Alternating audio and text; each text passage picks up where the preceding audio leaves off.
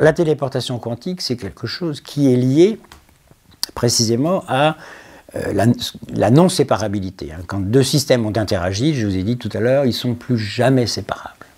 Alors, vous imaginez donc que vous avez fait interagir deux photons, par exemple, deux systèmes quantiques, vous les faites interagir, après vous les séparez.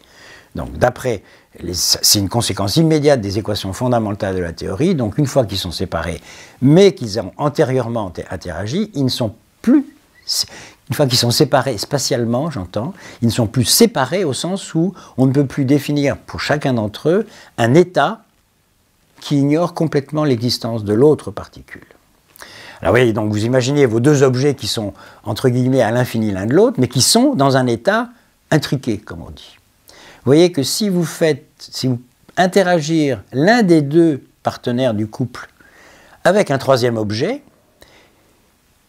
l'interaction avec le troisième objet va se répercuter immédiatement sur l'autre partenaire qui est à l'infini. Pourquoi? Parce que l'état de l'un des deux partenaires du couple est indissociable de l'état de l'autre partenaire. Autrement dit, vous perturbez un tout petit peu localement l'un des deux partenaires du couple, mais comme il est intriqué avec l'autre qui est à l'infini, l'autre s'en trouve affecté.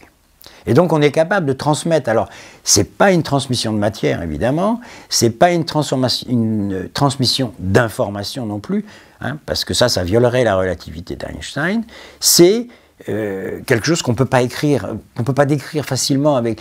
Alors, Nicolas Gisin, justement, dont vous parliez, lui, il parle de transmission de structure. Bon, on peut mettre des mots, si vous voulez, mais de toute façon, je crois que ça fait partie de ces concepts quantiques ou de ces processus quantiques que le langage commun est incapable de décrire. Quand je vous dis que les deux objets à l'infini l'un de l'autre ont gardé leur intrication, en quelque sorte, il faut évidemment que rien n'ait perturbé le système. Donc c'est là la difficulté, d'une part.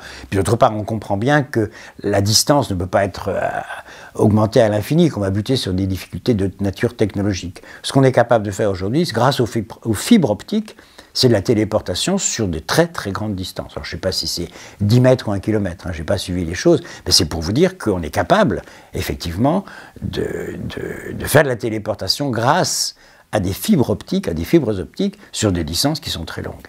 Par exemple, pour en revenir à un autre cas qui est donc là, ce que je considère comme étant la plus belle expérience de la physique contemporaine, c'est l'expérience d'Aspect, en 82-83, quand il a démontré qu'en un sens, Einstein, Podolsky et Rosen s'étaient trompés. Lui, il avait montré que les photons étaient corrélés alors qu'ils étaient séparés d'une dizaine de mètres. Pourquoi? Parce qu'il travaillait dans un labo, dans une grande pièce qui faisait une dizaine de mètres de côté, et il y avait les deux bras de l'interféromètre, et il regardait les corrélations aux deux bras de l'interféromètre.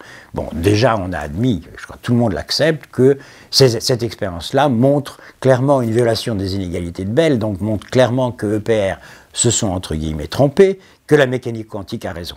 Mais depuis, si vous voulez, les gens se sont amusés, évidemment, à mesurer ces corrélations sur des distances de plus en plus longues. Là, après, on a vu des gens faire ça avec des fibres optiques sur 10 km. Là, l'année dernière, je crois que on a réussi à refaire, entre guillemets, l'expérience d'Aspect sur 150 km grâce à des fibres optiques. Donc, vous voyez que là, de toute façon, on est toujours, quand il s'agit de jauger ou de tester une théorie physique, on est toujours, soumis aux contraintes technologiques, parce qu'il faut pouvoir réaliser des expériences.